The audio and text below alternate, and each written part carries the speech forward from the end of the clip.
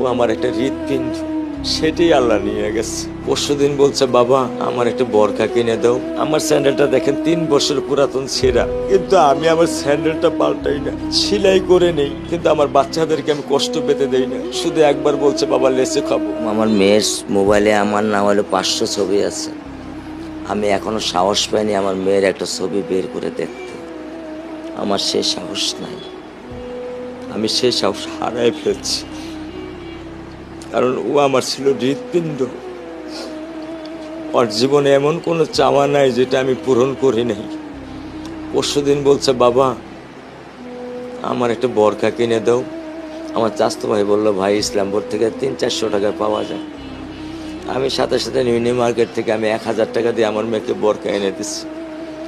আমি দরিদ্র, ভাঙা বাসায় থাকি, কিন্তু আমার সন্তানদেরকে আমি কখনোই দারিদ্রতার স্বাদ পেতে দেইনি।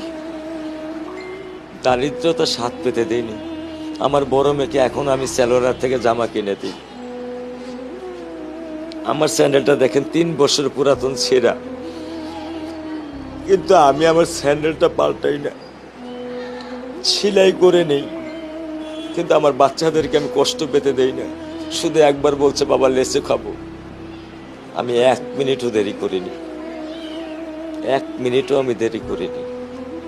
ও আমার একটা হৃৎপিণ্ড, সেটাই আল্লাহ নিয়ে গেছে।